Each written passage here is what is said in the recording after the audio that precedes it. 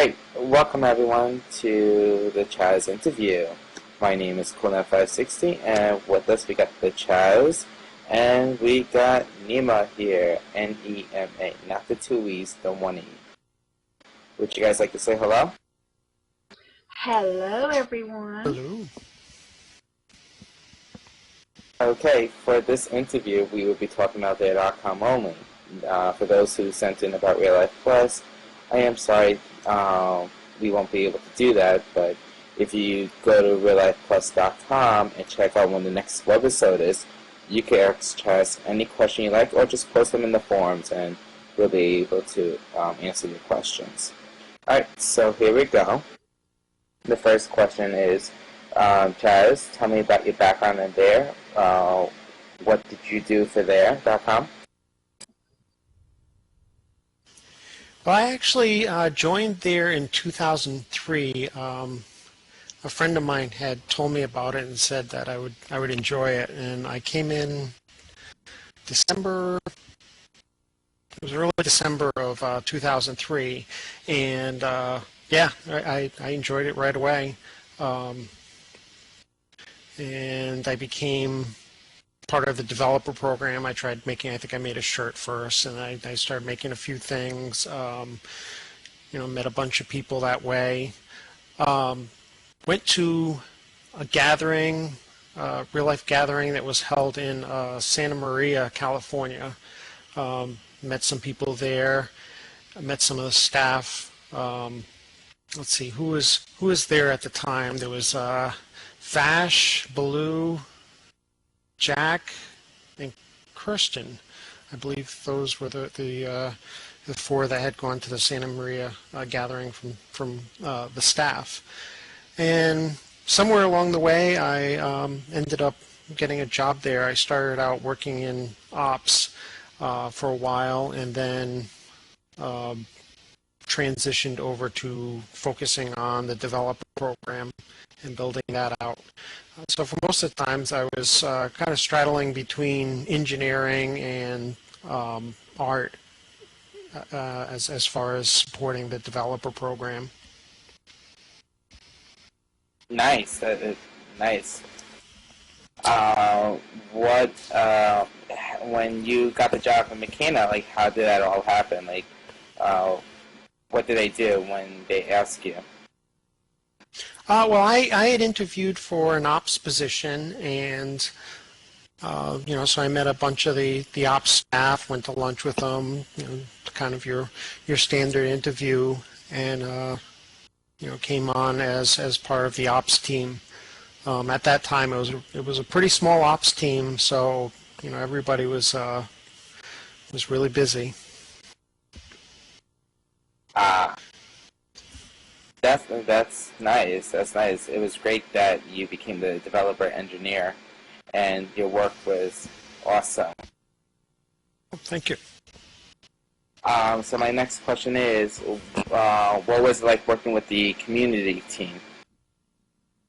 Well, all of the different groups, it was a small company, so it was a pretty tight-knit group. Where I was, I pretty much got to work with all the different groups. The developer program required just about every area, so community, finding out what people wanted, having the the developer chats, coming up with things to give away at events. I worked a lot with the marketing to come up with ways to promote the items that were being done with the developer program. The developer program also covered a lot of the internal developers as well. So I got to work with like Tabletronics, who came on to do a lot of the social games, the card tables and such. And also some of the art houses that we were working with, for some of the partnerships. Got to work with the business development people to come up with ideas, for partnership type items, developer submissions, customer support. I got to work with just about every group, and it was a really good group to work with. Awesome, awesome. What was it like working with Tabletronics? Oh, he was really clever. He of course came from the community as well, and before he even came on board as staff, he was creating all of those items for their community. The maps, he had expanded on the Compass editions. So he was doing a lot then, and then when he came on to work on the card tables, it worked out really well. Me, Pixel, and Tabletronics, kind of got a lot of momentum building out the card tables in addition to all the other things we were doing at the time. Yeah, those cards tables were a big handy. My favorite actually was the crack game. I thought that was pretty funny how he developed that with the egg popping out. Yeah, I enjoyed that one. I kind of wish it had been out for a little longer and we got to finish it off, but I was glad that at least it did make it out there. Yeah. That was a great game. It was a great game. It was a lot of fun. What little time Yeah, we had to play it. Yeah, it was kind of neat to because originally, I mean, it was pretty structured on how the cards were, and it was kind of nice that we were able to go into card games that involved chips and non-card games that were more the word base. So it was kind of exciting to get in there and expand. It was a fun project. Yeah. I was just wondering, since we're talking about the cards game, I know I didn't mention this earlier, but do you know what else he was developing, like, besides the crack game? Like, was there anything else that he put to the side before that he was also developing? Well, that was the last project. We didn't get to completely finish it. We had just made it out there, but we were still finishing some other stuff. So we hadn't moved on to the next game yet. I see. Okay. My next question is, how was Tropical Adventures created? That was something I actually did before I had started working there. In between, moving. When I first moved out to California, I had kind of had the idea of working on amusement park. I'd done before the new developer specs had come out. I had kind of worked on a kind of a cheaper version of the Ferris wheel, and I always wanted to do something that was a little bit more refined.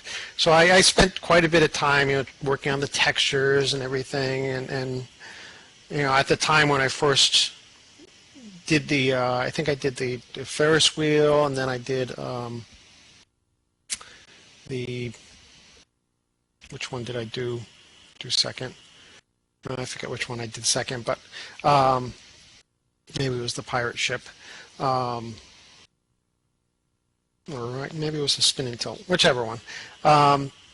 They weren't animated when they first came in, so I had to make them out of couches and structure builders, kind of like everybody else was doing. And when I first did the Ferris wheel, we didn't even have the nudge tool at that point, so I just remember. I think that was one of the reasons I made that little tool for being able to edit the layouts, because the Ferris wheel was kind of intense to put together with individual seats, and the wheel and the base were separate pieces. So from there it just kind of made sense. We were working in the background on interactivity and things like that. So I figured out how to do the animation and talk to Mike about releasing it, and from there it got released in its own separate little area.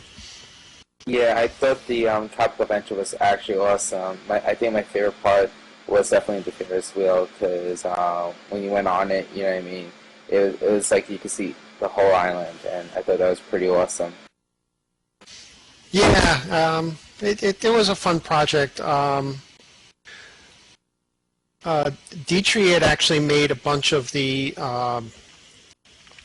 She made that little tiki man that you saw. She also made the Tropical Adventures logo that was at the entrance. And Zach C. volunteered his time to make the bumper cars. The textures for the bumper cars. He painted the models that I made. Wow, that's awesome. I was wondering, for the Tropical Adventures, where did you get the parrots named Cats, and I forgot the other name. Like, how did you develop that name? Well, that was kind of a joke on the whole, you know, for the longest time people were demanding hugs, and they were developing or demanding cats. In fact, I had my own little demand cats group. Cats and hugs. So we eventually did get hugs, but you know, at the time Tropical Adventures came, hugs were still in demand, so I just kind of, as a funny, called them Hugs and Cats. That's great. There was also the other thing that was in there. There was a little building permit that appeared, I think a few weeks before Tropical Adventures came in. It was just this blank island, and there was a building permit on site, and if you read it really closely, you could see Tropical Adventures in the building permit, and a few people picked up on it. It was kind of meant to be a little Easter egg for people to find. There was also one of the little which one ended up in there?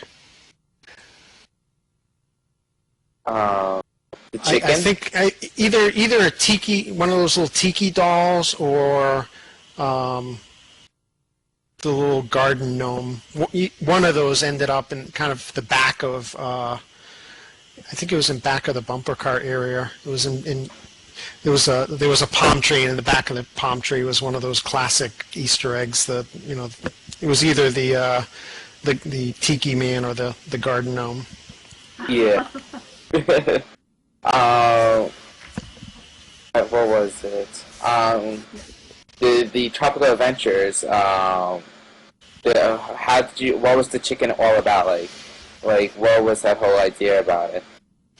Well, kind of the same token as demanding hugs and demanding cats. There was this whole kind of joke going on in there about demanding chickens. So the team that originally worked on there had wanted to make this rideable chicken, and the art staff had basically created the model, and I think they were trying to basically make a rideable chicken that was sort of one of the things that you'd be able to do in there.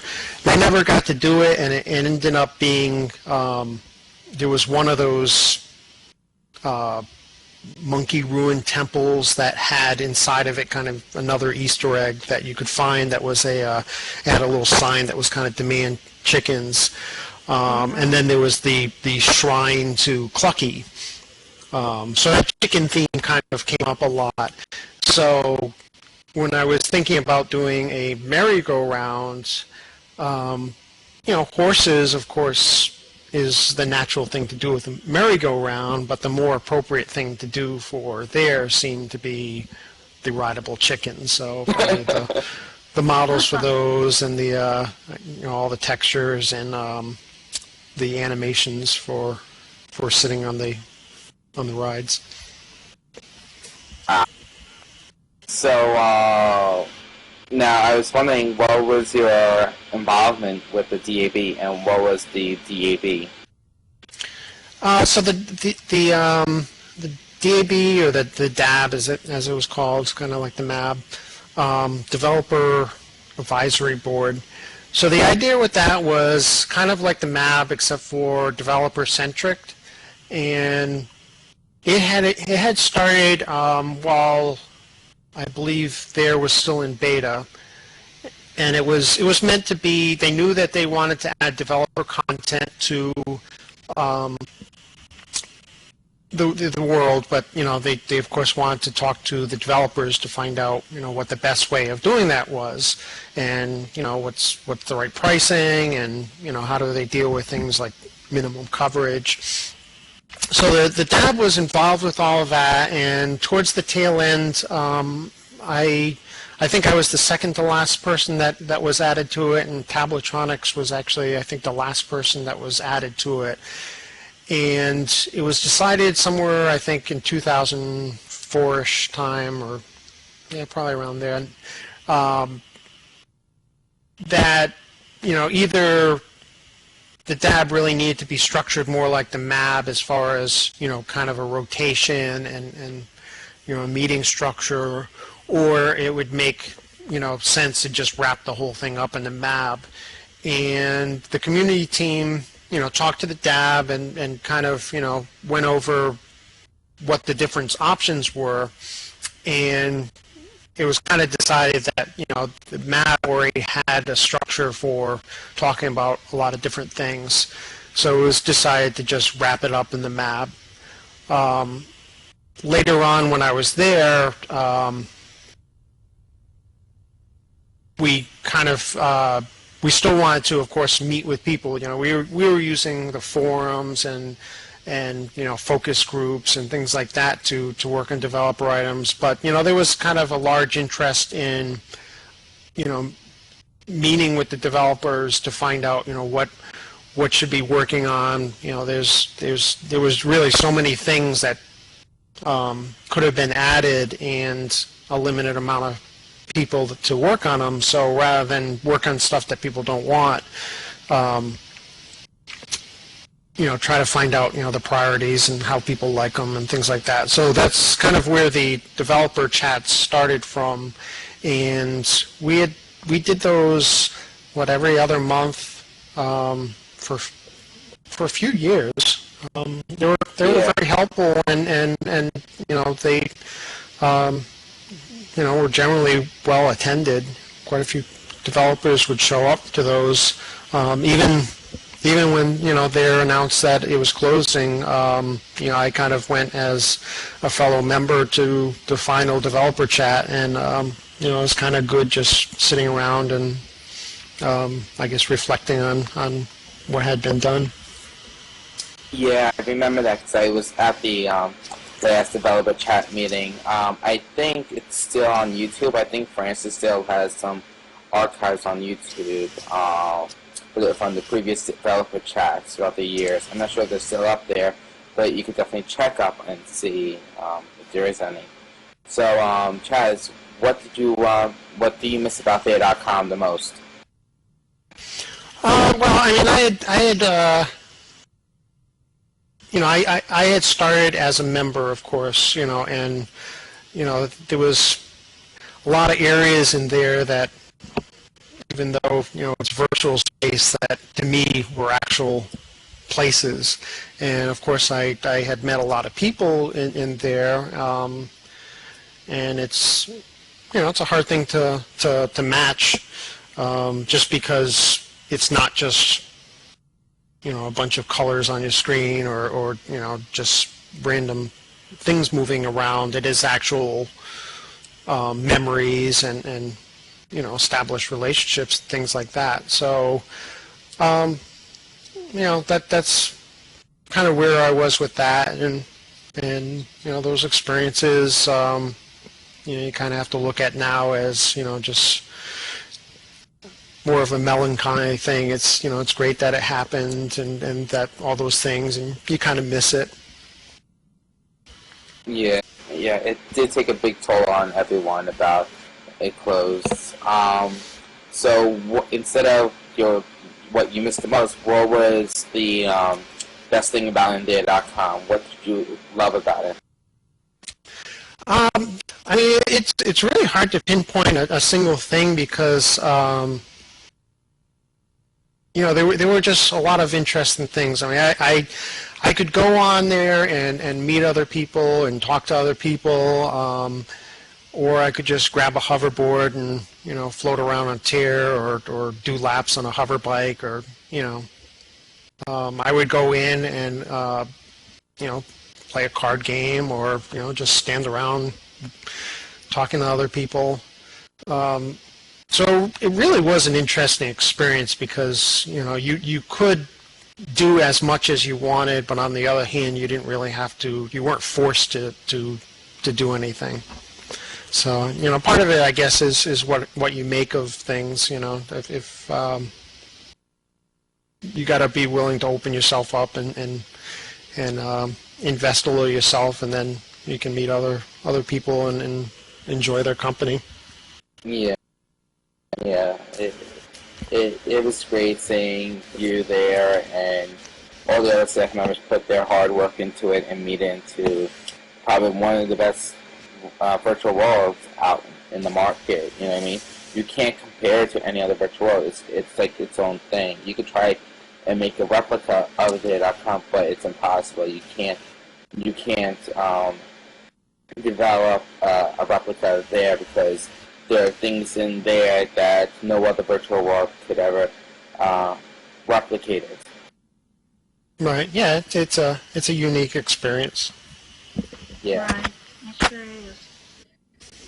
So now, since I asked all my questions, now I went on Facebook and thumbnail.com forums, and I told everyone to ask TheChaz some questions.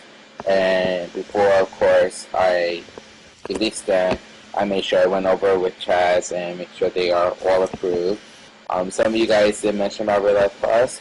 I understand you want to ask him about that. It's better off if you ask him in the forums or wait for the webisode and see what happens. So if you want to ask him in the forums, go to reallifeplus.com and register. It's free, and you'll see all the neat stuff there, and it's awesome.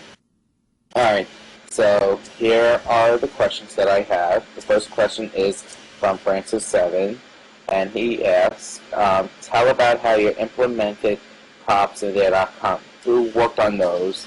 How was it developed and implemented? What would you change about the props if you could? So I worked on the props, and of course, I got support from the product submissions group. Sonny was a great person to work with, so he helped as far as testing out what needed to be done from submissions. Props were, one of those heavily requested things, and we kind of knew that we wanted to do them. We had drinks in there, but there was the need to have something that was a little more flexible as far as attachments go. The drinks were hand-based object, and something that, of course, wouldn't disappear after a certain amount of sips. So there were a lot of partner requests for props and, of course, developer requests. So props came out as a developer item, and as usual, the developers were very creative on how they used them, and we ended up with just about anything that you could imagine that. From there was the mannequin that you could bring as a prom date. There was the booth that you could walk around in, rain clouds and funny glasses, and just about anything you could imagine. That the developers were very creative of it. Yeah. If there was more time, I think it would have been interesting to. Samson did a really neat parts implementation, so it would have been kind of neat to maybe integrate the two, so that way you could mix and match props together. That would have been neat, but I'm just glad it got released and was able to be used. Yeah, the props I thought was great, and Francis said he worked on it with outstanding. You'd be seeing his work. It was just unbelievable. What I was very curious about is for the drinks. Now, were the designs for the drinks, the props to make the drinks, were they ever released to the public? I don't believe they were, and if they weren't, how come the members weren't able to design the drinks? The drinks it was just a matter of time. The drinks hadn't gotten released. The props were more flexible as far as you could attach them to different body areas, and you could have multiple pieces to them. So you had the large snowmen that were kind of animated with the avatars and things like that. The drinks were really set up to be a drink. There was some additional flexibility that was added as we went along, but it hadn't kind of rolled to the top as a priority as a developer item. The interactivity at that point was kind of a higher request. Yeah. I remember during their games, somehow the flaming torch that we were using for their games, for the posters, the torches you were able to drink them. I thought that was pretty funny. I heard that was like a small glitch. Well, that was the original torches were based on the drink, just because it was a handheld item. So, I mean, that's kind of where the need came from. Is that the torch was kind of the customized drink, but we needed a solution that was a little more flexible than that. I see. So the other question is that Francis 7X is, whatever happened to the large boulder group scene project that was originally to come before the props? Then it was to come after, then it sort of dropped. Yeah, it was just, as far as what, you have to prioritize things, so it just never really got enough priority. I think, there was a lot of interest in doing the interactivity, so if it was, the interactivity was kind of one of those projects that required a lot of attention. All those new card games and the word game and a lot of the items that were being used were the welcome walkway and things like that were all based on the new interactive framework, and we finally had gotten that out to the developers as well. But the interactive framework was a long-term project. It took a lot of time to implement and change a lot of the ways that the system was designed. So it just required attention, and even spending some time on a smaller project to get it done. All those little projects add up. So it was just decided to focus the attention on getting that larger project done. I see. Okay. So another question is from Thunder. Thunder has a question for you. He said, "Hey Chaz, do you still wear that groovy orange shirt?" I think you already have the answer to that question.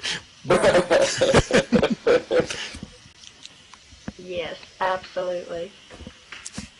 Everybody needs their trademark, right? Francis can have his, I can have mine. Exactly.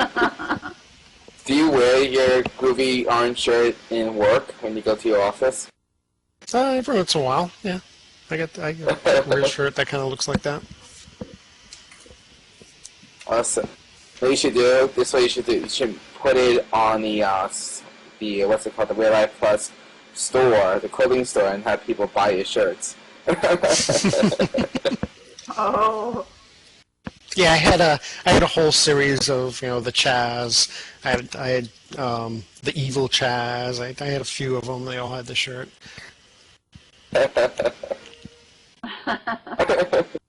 Alright, so here's another question. This one's from Babs. She wrote, "When did you find out about the end of the world?" I pretty much found out the same day everybody else found out. Um, Oh, yeah. Yeah, I know it's hard. sad. That was sad. Yeah. Um, let's see. Let me get the other question. All right, this one is from Lionheart. He, I think it's a he, wrote, will the buggy physics of the.com be done again in another virtual world, or was it just a one-off for the.com? Well, I mean, the There.com software was written, back in, they started in, 1999? And a lot of, everything at that time, there weren't really the concept of engines, that the engines that were out there, basically did one thing well and didn't do another area well. So if they did networking, then the graphics weren't so good. So at that point, it was kind of decided to write the software from scratch. So their software was, custom code all around. They wrote the networking code, the graphics code, the physics code. So how the buggies operate, of course, they spent a lot of time and attention, making it work well. Other people could probably speak about the actual implementation, but I mean, they use the whole, the what is it, the squash and stretch type animations as a basis of how they did there, and based the buggies off of that. So it was just really well done, really thought out. Could somebody else do a good vehicle implementation? I'm sure. That nowadays, I think a lot of companies have the benefit that there are a lot of good engines out there, and there's a lot of physics implementations that are available. So I think it's certainly possible to do something that's as good or better. It's just a matter of if they're willing to put the time into it. Yeah. Another of his question was there.com a social experiment? Well, I think it was a social experiment as far as Will Harvey had a certain idea in his mind about what a experience like that could be. At the time, there was more gameplay based MMOs, and the whole idea of a social experience was kind of new, and there came out, Second Life came out. They kind of both did different ways of implementing it. Second Life was more designed around developing and building, and there was designed more around socialization and exploring. Since then, I think there's been a lot of lessons learned, and other people have tried it, and some of them have given up pretty quickly. If you remember, like Google Lively, I don't think that even made it past beta. So there's a bunch of ones that started to do it. Some of them are just at the beginning stages.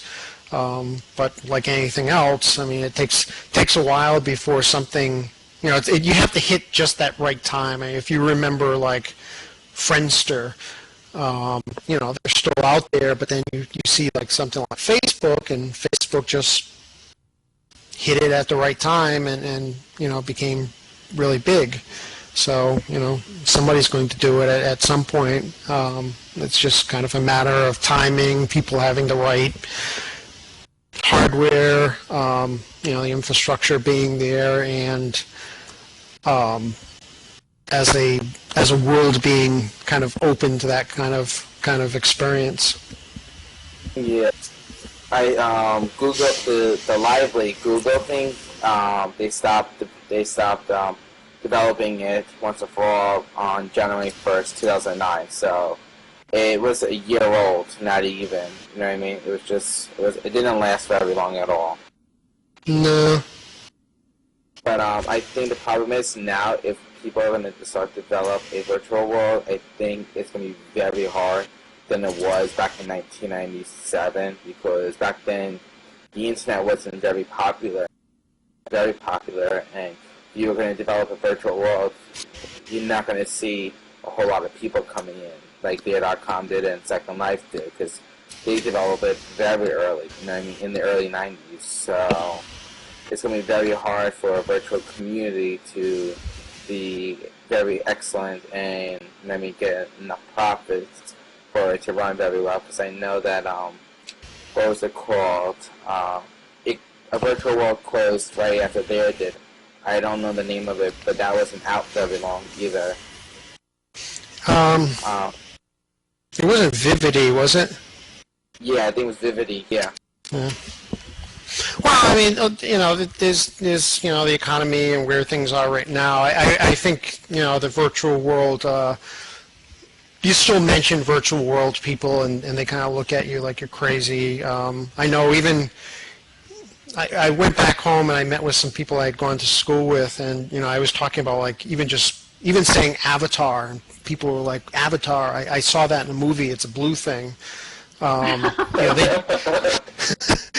So it hasn't gotten to the point of like instant messaging or email or the telephone, where Or BBM. if you remember back, when email first came out, you were kind of a certain type of person to have an email address, or you need it for your work if they really need to be connected. And yeah. Nowadays it's like, how many emails do you have, and kids are probably growing up with having an email address. It's an automatic thing. People ask, what's your Facebook address, as if that's something that just everybody has. So it takes quite a time before something is accepted enough that it becomes mainstream. And virtual worlds are growing, and they've gotten more acceptance in the years. Back in 2003, people didn't even know what a virtual world was. Yeah, neither did I. And now they know what it is, but they're still like, well,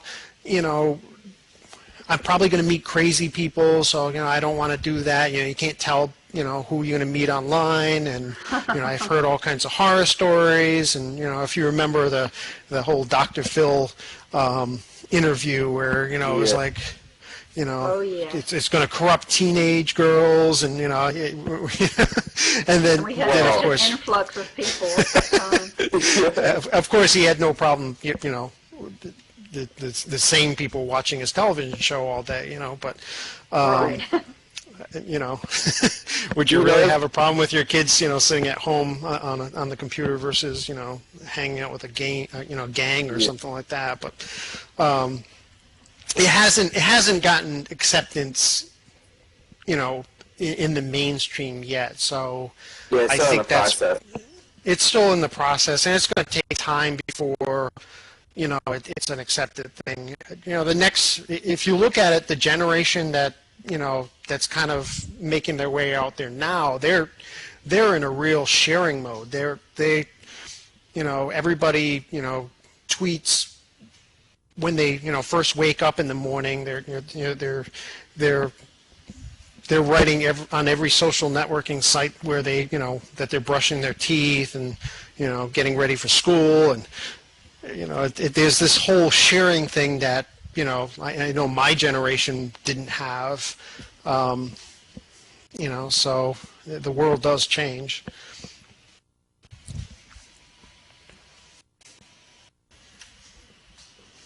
The kids are using a lot of text Yeah. telephones now.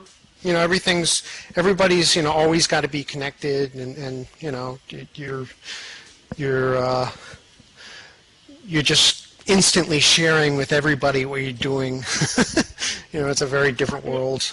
It's not unusual to go out to dinner or lunch with a group of people and find 5 or 6 cell phones sitting on a table. It's just the norm. People even bring their computers out. Yep. Yeah, I mean, most cafes have wireless, and a lot of if you're in the airport, there's wireless, or there's a terminal where you can check your email.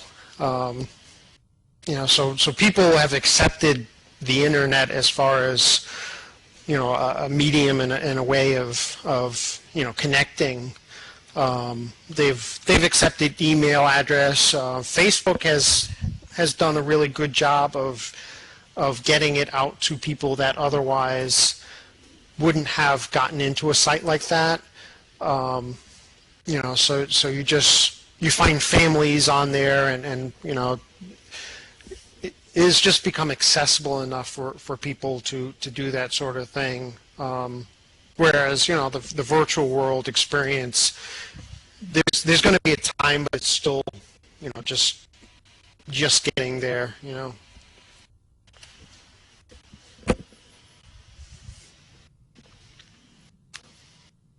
Can you hear me? Yep. Okay, sorry about that. My laptop died on me, so I was not sure if you heard me or not.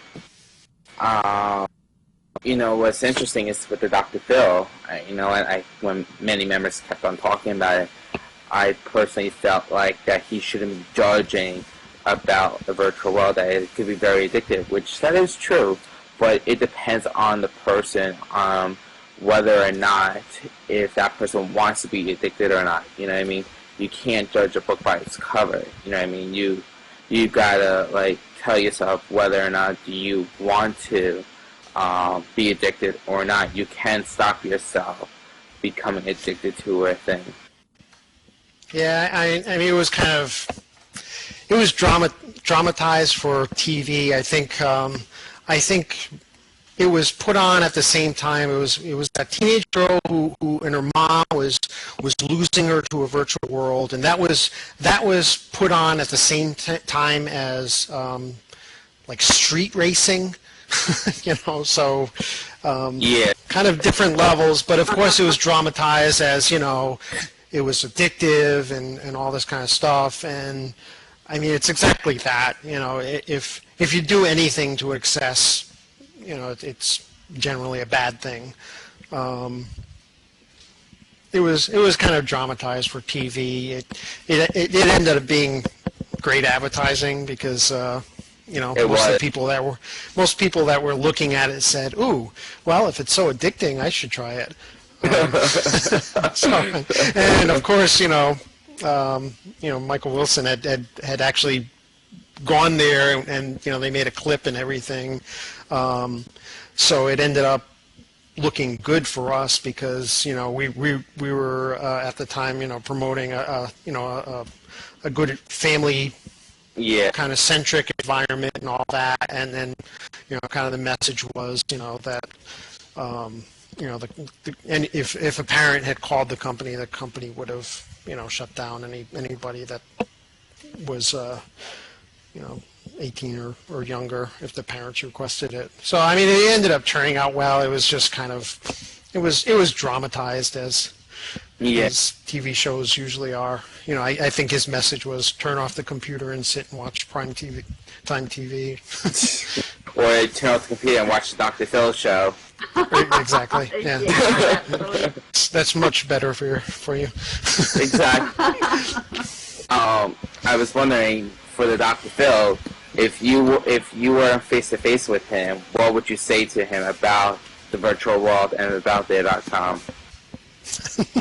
I probably wouldn't. I mean, I don't even know if they were his views. I mean, it was, like I said, just dramatized TV.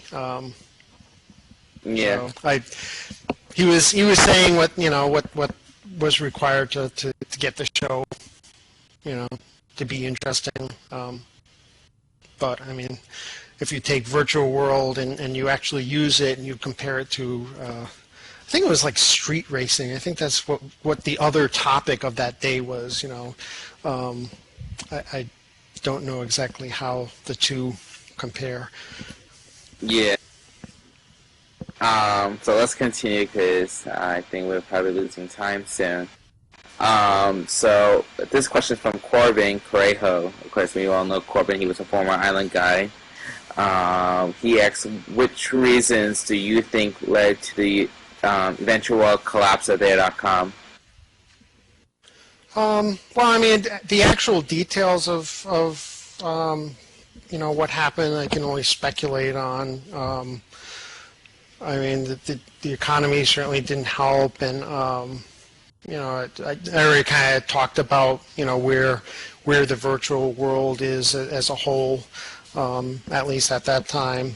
But I guess you have to look at it like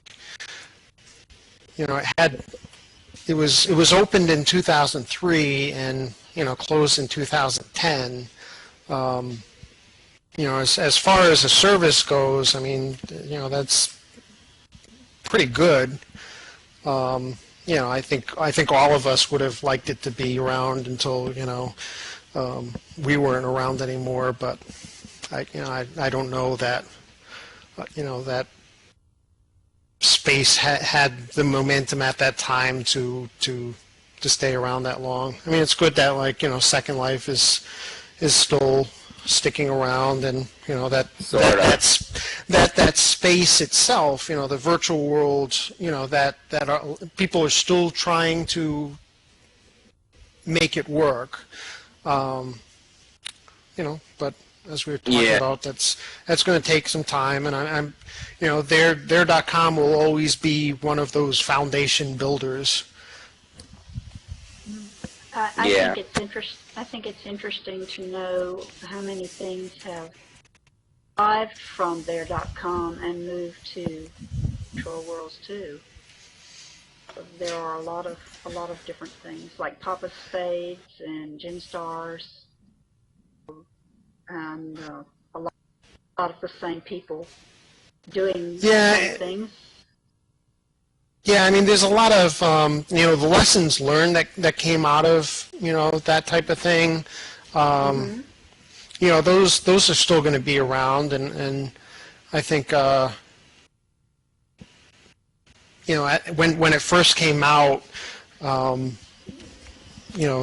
guess great social experiment is probably a good way of looking at it.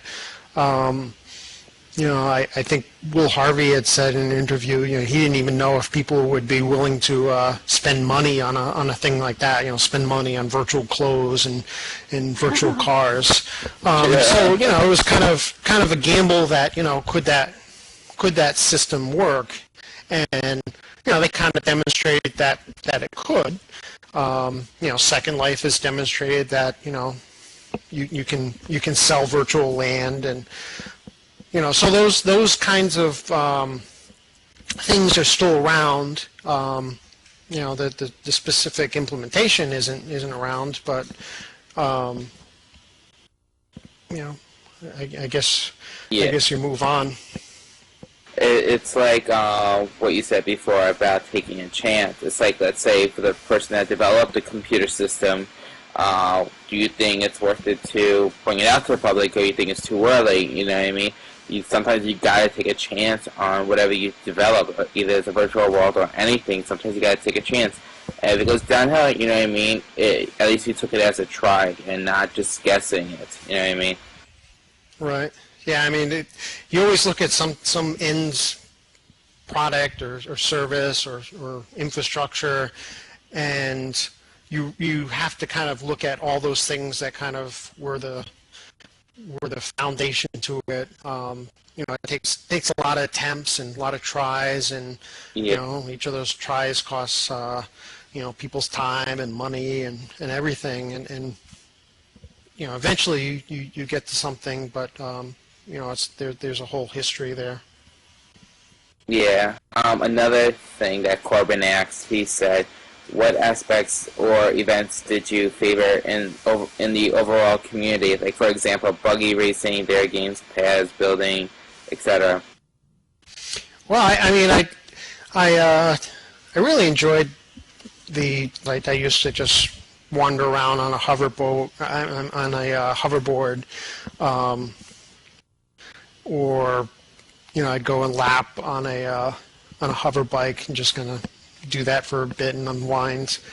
Their games I thought was really clever. The whole idea of using the name tag color as a way of creating the teams.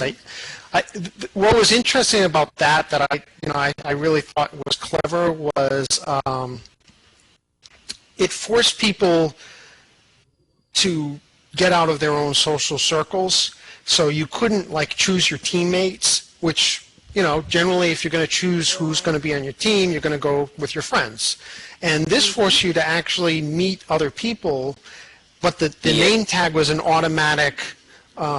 Hey, I'm part of your team. I share your name tag. Therefore, we're part of a circle. So, and there was of course the competition element where you could immediately bond with people that you didn't know because you were trying to win against other colors. I thought that was brilliant, and then the fact that a lot of events were actually run by the community. I mean, it was all around a really well done thing. I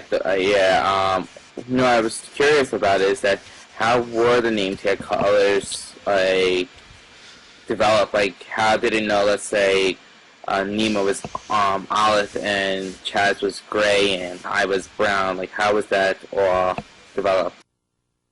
It was based off your when you registered, you just kind of got a random color. I see. Another question is from T-Bones, and he asks, with all that has happened in the last few months, do you think Michael Wilson or McKenna, for that matter, will have anything to do with the virtual world? Now, don't forget, this is all speculation, and that we don't really have a direct answer for this, really. Yeah, I mean, I don't have any information as far as that. I kind of ended my day with back in March, so I have just as much information as everybody else does. Yeah. Have to move on. Yeah. I mean, personally, I took that last week as kind of I was logged in there pretty much from the morning to the night. I kind of took that week as as kind of a closure period. Went around, took plenty of screenshots. Got to see a lot of people that hadn't necessarily been in for a while, or for whatever reason just hadn't bumped into. So I think I did like a lot of other people did, and used that last week as a kind of a closure period. So I'm kind of glad that the plug didn't just get yanked when they told us. But I think I was with a lot of other people on how that was handled. Yeah, I think we should all know something that's really interesting is that people are like to us that we should all be pissed off at Michael Wilson that they're closed. But if you think about it, we should be at least grateful that we had at least a week to see everything one more time, take pictures with your friends, talk with them once more, get in contact with them, and not to go overboard and be like, let's all go get pitchforks and torches at Michael Wilson's office, At least, Well, I mean, it's kind of what we were talking about with the, the whole Dr. Phil episode. You want anything that's part of your life to be, a healthy thing. So, at this point in time, it was announced that it's closed. So, I mean, you can speculate all you want, but I mean, that's not going to change where it is right now. And as I've been through, this isn't the first time I was laid off. I was laid off, for a job that I was at. I had started at, when I was a kid and had been there for, like something like 15 years, and, the place got bought out and they closed. And, things like that, when something closes, when you move, when, something changes in your life, you kind of have to get to a point where you just have to accept it, and, just hanging on to it, or trying to to live off of hope of something changing to the contrary. You never really want it to be an unhealthy thing. So, you kind of just have to accept it where it is, and just kind of go with that. I mean, there's other venues. People may argue whether they're better or worse, but there's still other ways to keep in contact with people, and there's still other ways to meet friends and things like that. So there's not going to be a tier, and there's not going to be a Corona Plaza, but you can get some of those things elsewhere. Yeah, I think something. I think I'm sort of I'm very upset that it closed, but I'm actually sort of happy that it did close, because it got me to the point where I get to see other virtual worlds out there just besides There.com. I think if There.com was still open, I wouldn't see all these other virtuals. Like, I heard about Second Life, you know what I mean? I heard about them. It wasn't so obvious about them. But, like Blue Mars, for example, or Onverse, or Geneva, or, Frenzo, and those things.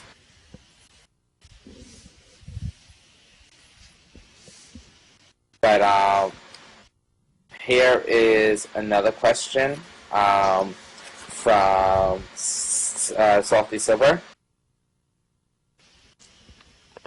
Hey, you two stop fighting, Francis and Nima. Stop it. I'll kick you both out. Alright.